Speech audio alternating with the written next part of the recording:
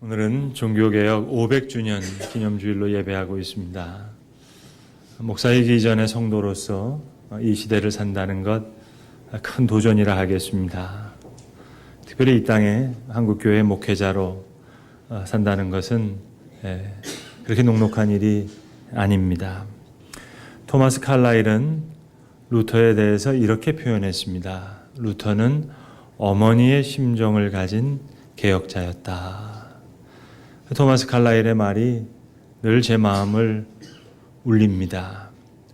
루터는 어머니의 심정을 가진 개혁자였다. 때로 사랑이 없는 진리가 난폭함으로 나타나기도 합니다. 워렌 위어스비 목사님의 유명한 말입니다. Truth without love is brutality. 사랑이 없는 진리는 난폭함이다. 그리고 and love without truth is hypocrisy. 진리가 없는 사랑은 위선이 된다. 깊이 생각해야 될 줄로 압니다. 우리가 가끔 사회에서 보면 보수주의자들은 진리를 위해 신의를 저버릴 때도 있습니다.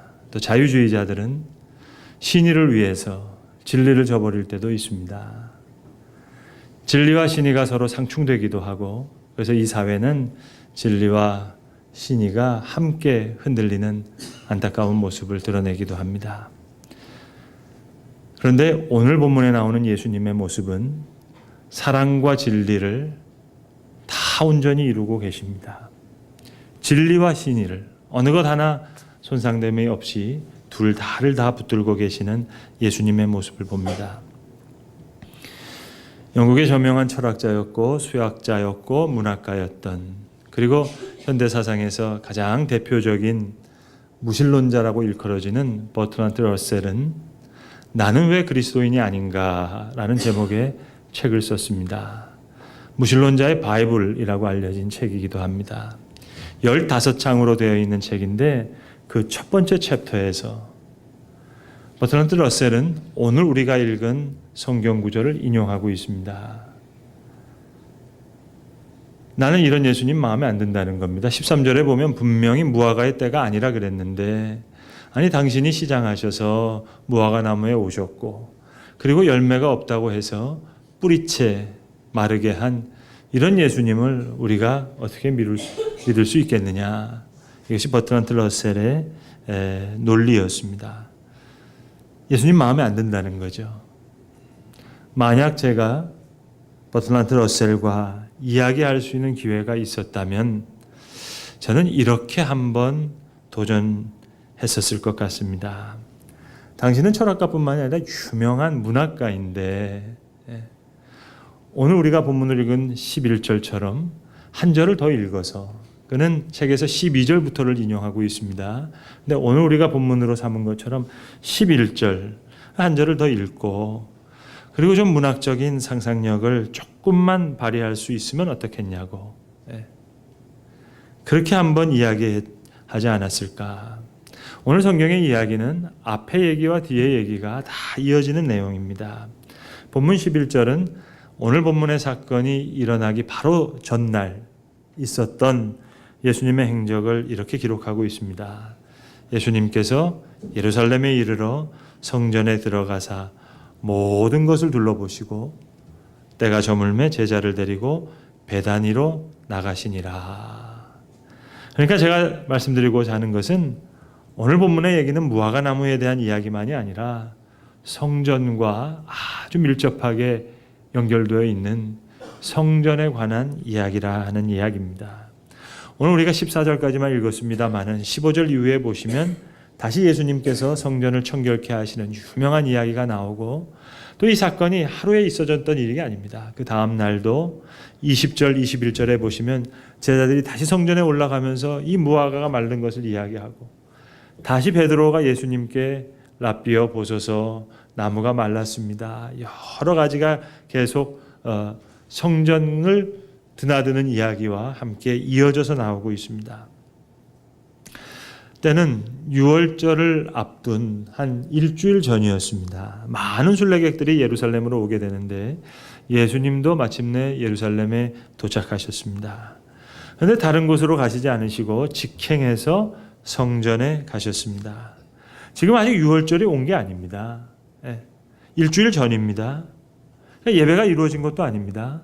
그런데 본문에 보시는 대로 예수님은 숙소로 가시지 않으시고 먼저 성전을 둘러보시고 때가 저물매 베다니로 가셨다.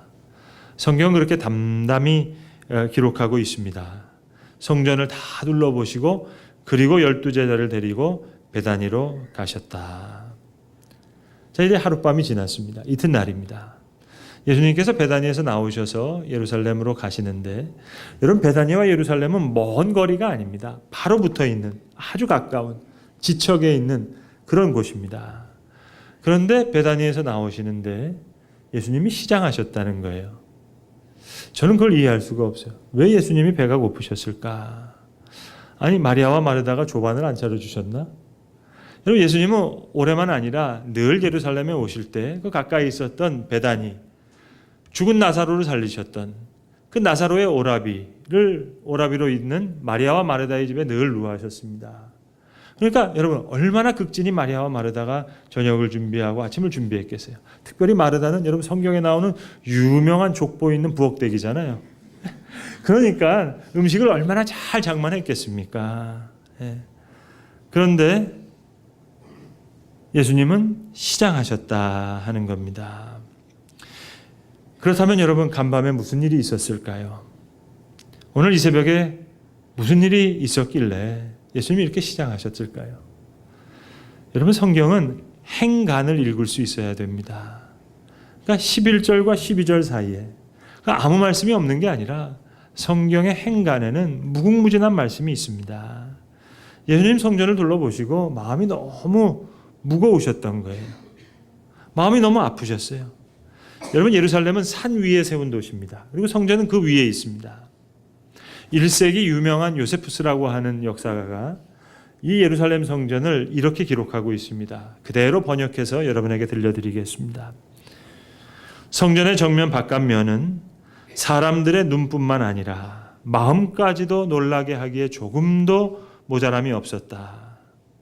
그 면은 금으로 세공된 육중한 무게의 판으로 덮여 있어서 태양이 떠오를 때 오색 찬란한 빛을 반사하고 그 빛을 본 사람은 눈이 부셔서 고개를 돌리지 않을 수 없었다. 그러니까 성전을 멀리서 바라보는 사람은 이게 금색으로 보이는 게 아니라 하얀색으로 보이는 거예요. 눈이 너무 부셔서. 그러니까 마치 설산을 보듯이 흰눈이 덮여 있는 것 같은 그런 것을 보는 겁니다. 잎이 무성한 아주 푸른 나무를 보듯이 말입니다. 여러분, 유월절이라는 것은 간단히 말씀드리면 유월절 양을 잡는 절기입니다. 어린 양의 피를 하나님 앞에 드립니다. 제사장들이 한쪽에는 은그릇을 갖고 서고 다른 쪽에서는 금그릇을 갖고 서서 이제 순례객들이 자기의 제물을 가지고 와서 소와 양을 함께 도살하게 되면 그것을 피로 받아서 그 피를 제단의 받침대에서 지금 쏟아붓는 겁니다. 여러분, 얼마나 피비린내가 났겠어요. 1세기 로마 총독이 로마 황제에게 보낸 내용에 의하면 6월절 한 해, 그해 한 해 절기에 도살된 양의 수를 정확하게 기록하고 있습니다. 25만 6,500마리라고. 여러분, 상상해 보세요. 6월절 만찬 전후에 성전의 그 뜰은 순례객들로 붐빌 뿐만 아니라 이거 많은 소와 양이 있고 거기서 또 소와 양을 도살하고 하나의 큰 도살장입니다. 푸죽간이 됩니다. 얼마나 피비린내가 났겠어요. 또 양의 그 피가 대리석을 적시기도 했을지 모르겠습니다. 자, 6월절 전인데 이런 제사를 준비하게 되는데 이 지금 성전 마당이 그냥 시작 바닥이 됐습니다. 왜냐하면 그들이 이제 집에서 기른 양과 소를 아주 귀하게 갖고 옵니다. 검사를 하는 거예요. 구약 성경에도 나오죠. 저는 자와 점 있는 자는 합당하지 않다. 그래서 불합격시키면 다시 가서 이걸 팔고 시장에 있는 좋은 이 재물을 다시 가지고 와야 됩니다. 근데 타락한 제사장들이 장난을 치는 거예요. 이제 많은 사람들이 오니까 이게 줄도 길고 시간이 부족할 거 아니겠어요? 그러니까 이미 미리 검사한 그 양들, 소들, 그 가게를 차려놓고 걱정하지 말고 저기서 가서 가지고 오는 것들은 그건 뭐 보나마나 합격이 되니까 이렇게 되고, 또 성전은 여러분 유대돈만 받는 겁니다. 당신은 헬라와 로마 돈을 가지고 살게 있는데 성전세는 다 히브리 돈으로 받기 때문에 환전상이 생기는 거예요. 또 제사장들이 환전을 통해서 치부를 하게 되는 겁니다. 그러니까 장사하는 마음이 계속 편리한 마음이 이게 지금 성전 가까이 이렇게 오게 된 겁니다. 예배하는 것은 아랑곳하지 않고 지금 돈 버는 생각에 혈안이 되어 있는 그런 모습입니다. 성도 여러분, 옛날 이야기만은 아닐 줄로 압니다. 종교개혁주일 500주년입니다. 500년이 지나면서 이상하게 변질되기 시작합니다. 여러분, 오직 믿음으로 500번만 한번 외쳐보세요. 여러분 그거 아세요? 인기와 죽음은 달라붙기가 참 쉽습니다. 아주 인기가 있어요. 그런데 그걸 행하지 못하면 또 죽기도 해요. 성취와 좌절은 멀리 떨어져 있는 것 같지만 아주 가깝습니다. 여러분 오직 믿음으로 이거와 가까운 게 뭔 줄 아세요? 붙기 쉬운 게, 따라가기 쉬운 게, 우리 다 오직 믿음으로 구원 얻었다. 오직 돈으로. 이것입니다. 정성스럽게 집에서 재물을 가지고 왔는데 이거 합격 불합격 몇 번 하면 맨 처음에는 큰 소를 가지고 왔는데 비실비실한 양을 다지면서 예배하게 되는 거예요. 비둘로 파는 사람도 있고, 이 집은 내 아버지의 집이요 만민이 기도하는 집이라 하였거늘 너희가 강도의 구려를 만들었도다. 이걸 다 둘러보시고 전날 베다니에 가신 겁니다. 여러분 잠을 제대로 주무실 수 있었겠습니까?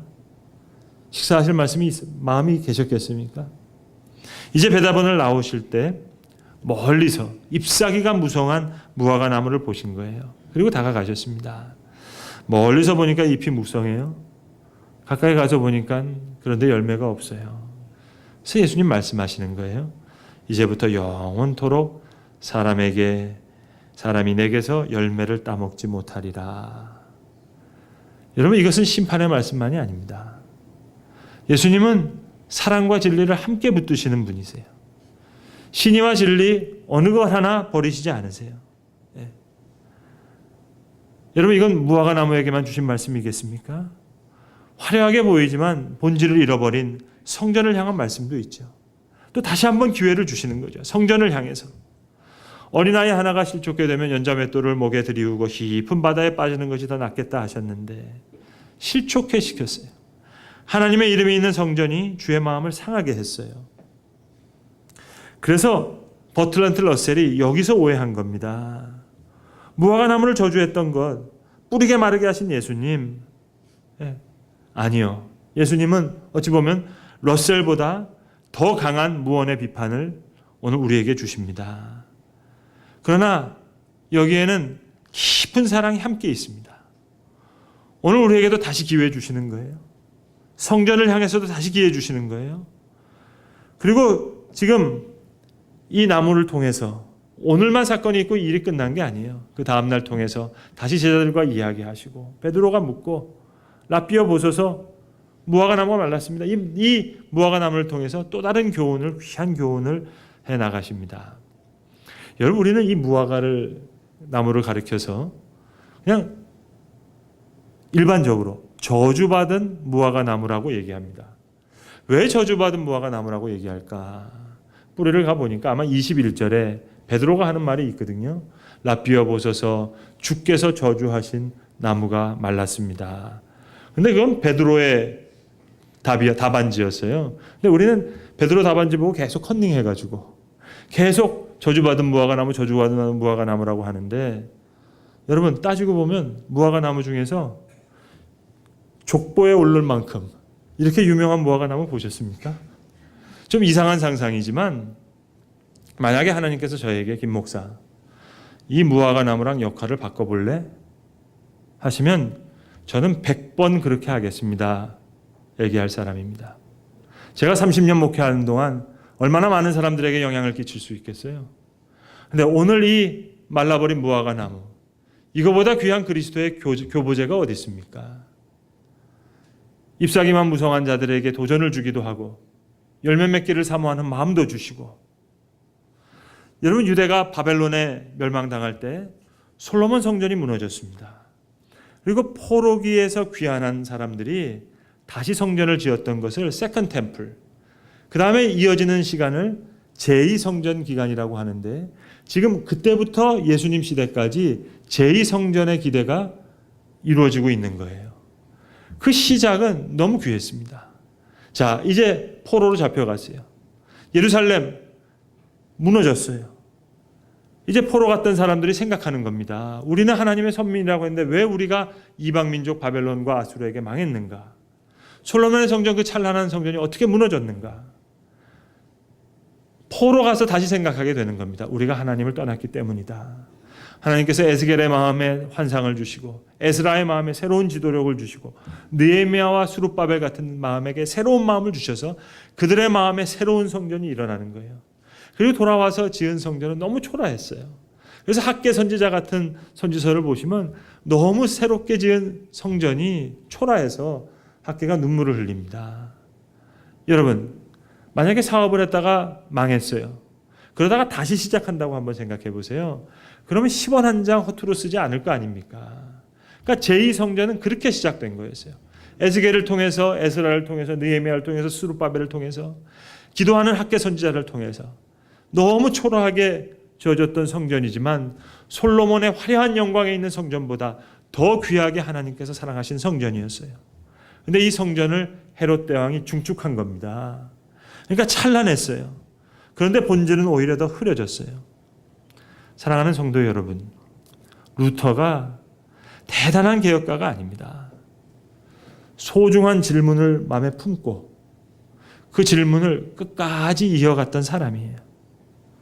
우리가 어떻게 무슨 대단한 개혁가가 될 수 있겠습니까마는 소중한 질문을 우리 심령 가운데 품고 우리의 생이 다하는 날까지 끝까지 그 경주를 할 수 있다면 우리는 귀하고 복된 하나님의 자녀로 살게 될 겁니다. 조금 희생하면 안 되겠어요? 여러분? 그렇게 편리를 위해서 가까이 성전 안에 돈 바꾸는 사람들, 비둘기 파는 사람이 오는 것처럼, 여러분, 우리는 믿음으로 의롭다함을 얻었다 얘기하지만 믿지 않는 사람들은 교회를 통해 저기에 정의가 있는가, 그걸 통해서 전도받습니다. 자, 그렇다면 성전의 역사만이 아니죠. 교회 역사도 마찬가지입니다. 500년 전에 종교개혁이 일어났습니다. 그러나 교회는 계속 개혁되어야 됩니다. 이것이 우리 교회가 속해 있는 개혁신앙의 뿌리입니다. 여러분, 독일은 루터교가 됐어요. 독일만이 아니죠. 핀란드, 스웨덴 다 루터교입니다. 그러나 그만 국가교회가 됐어요. 공무원들이 됐어요. 물론 교회에 명맥은 있습니다만 뜨거운 루터의 정신이 살아있는가? 그건 좀 거리가 있습니다. 그러니까 독일의 경건주의 운동이 다시 일어나는 거예요. 자, 국가가 기독교 국가가 됐습니다. 그러니까 무조건 다 유아 세례를 주는 거예요. 이제 믿음의 사람들은 다시 생각합니다. 그게 정말로 진정한 세례일까? 다시 성숙해서 우리의 믿음을 다시 고백하고 새롭게 세례를 받아야 되지 않을까? 이게 역사적으로 나타났던 재세례파 운동입니다. 여러분, 저는 한국교회를 사랑합니다. 하나님은 교회를 우리의 믿음의 어머니로 삼으십니다. 하나님이 우리의 아버지시라면 교회는 우리의 어머니입니다. 아무리 문제가 많다 하더라도, 아무리 썩어졌다 하더라도 저와 여러분은 그 교회를 통해서 복음의 말씀을 들었어요. 교회는 고로 우리의 생명의 탯줄입니다. 아무리 문제가 많다 하더라도 우리는 구원의 은혜를 그것으로부터 공급받았어요. 따라서 교회는 복음의 요람입니다. 어두움이 있지만 하나님께서 함께 하시면 밤하늘의 별처럼 다시 빛을 낼 겁니다. 오순절 성령이 강림하니까 제자들이 변하기 시작하는 거예요. 3년 동안 예수님 따라다니면서 배웠던 것보다 성령이 임하시고 나서 30분 동안 배웠던 것이 지난 3년 동안 배웠던 것보다 더 큰 가르침을 그들에게 주었습니다. 우리의 어두워진 심령에 그리스도의 영이 다시 거하게만 하신다면 훨씬 더 많은 것을 알게 될 것입니다. 내 마음의 성전이 아무리 어둡고 뒤틀린 마음이라 하더라도 그곳에 성령께서는 다시 불을 켜실 수 있습니다. 차가운 난로에 불을 지피듯 냉기를 몰아내실 겁니다. 여러분, 제가 지난 12월 4일 날요, 국회에 가서 국회의원들 60명 앞에서 조찬 기도회를 했습니다. 여러분도 아시지만 저는 듣보잡 목사거든요. 12월 7일이 박근혜 대통령 탄핵하는 날이었어요. 여야가 아주 첨예하게 붙어지고 있습니다. 교단의 총회장들이 나가서 설교하는 날인데 누구를 부를까 생각하다가 어떻게 해서 저한테 연락이 온 거예요. 여러분, 제가 가서 무슨 설교를 한 줄 아세요? 하나님이 지혜를 주셨어요. 여러분, 양계장에 나오는 닭들이 있잖아요. 알을 많이 낳잖아요. 그런데 이 양계장에 있는 닭들이 이제 폐닭이 되면 그거 500원짜리로 살 수 있습니다. 그러면 폐닭이 알을 못 낳느냐? 아니요. 생명의 마당에 풀어놓고 물을 먹이고 그럼 한 일주일 동안 항생제가 다 빠져요. 그리고 지렁이 잡고 그렇게 되면 다시 달걀을 낳는답니다, 여러분. 양계장에서 낳는 달걀과 생명의 마당에서 폐닭이 낳는 달걀 다르지요. 제가 그거 얘기했어요. 생명의 마당에서 폐닭도 달걀을 낳을 수 있습니다. 그러니까 여야 국회의원들이 다 아멘 하시더라고요. 여러분, 뒤틀린 마음이라 하더라도 하나님 다시 불을 붙이실 수 있습니다. 차가운 난로에 불이 지피듯 냉기를 몰아내실 것입니다. 정적이 흐르던 곳에 아름다운 음악이 연주되시지 새로운 조화의 역사를 시작하실 것입니다. 우리는 그저 가지에 붙어있는, 나무에 붙어있는 그 역할을 할 것뿐입니다. 어차피 우리는 열매 맺을 수 없는 존재이기 때문입니다. 열매는 그분만이 맺게 할 겁니다. 우리는 가지로서 나무에 붙어있는 노력만 하는 겁니다. 주님 말씀하셨습니다. 나는 참 포도나무요 내 아버지는 농부라. 물은 내게 붙어있어 내 안에 거하라. 나도 너희 안에 거하리라. 나는 포도나무요 너희는 가지니 너희가 내 안에 내가 그 안에 거하면 사람이 열매를 많이 맺나니 나를 떠나서는 너희가 아무것도 할 수 없느니라. 좋은 질문 붙잡고 끝까지 살아가는 거예요. 오늘 본문은 이렇게 마칩니다. 제자들이 이를 듣더라. 무화과 나무가 말라 비틀어졌던 것, 잎사귀가 무성했던 것, 성전을 오고 가면서 주님이 말씀하셨던 모든 내용들 다시 여기서 듣는 겁니다. 제자들이 이를 듣더라. 오늘 이 교회를 향해 하나님께서 이 땅의 교회들 다시 가슴에 품으시면서 우리에게 주시는 말씀인 줄로 믿습니다. 500주년 종교개혁주의를 맞는 우리에게 이 말씀의 역사가 다시 이루어지기를 바랍니다. 제자들이 이를 듣더라. 주님의 말씀, 여기에 담긴 주님의 그리스도의 아픈 마음을 우리가 알게 될 때 우리는 제자들이 이를 들었다고 하는 이 짧지만 귀한 말씀의 역사가 우리 가운데도 이루어질 줄로 믿습니다. 기도하겠습니다. 하나님 아버지, 교회를 우리의 믿음의 어머니로 삼으시는 놀라운 역사를 찬양합니다. 아무리 어둡고 뒤틀린 교회라 하더라도 우리는 그곳을 통해서 하나님의 말씀을 들었고 구원의 은혜를 알았습니다. 교회를 생명의 탯줄로 그리고 믿음의 요람으로 삼아주시는 하나님의 은혜를 감사합니다. 하오나 하나님, 지금 한국교회가 많이 아파하고 있습니다. 오늘 주신 말씀이 우리의 심령 속에 새로운 생명의 역사를 일으켜 주셔서 제자들이 이를 듣더라 하신 그 말씀이 우리의 심령 가운데 이 자리에 모인 거룩한 믿음의 무리 가운데도 이루어지게 하시옵소서. 우리 주 예수 그리스도의 이름으로 기도합니다. 아멘.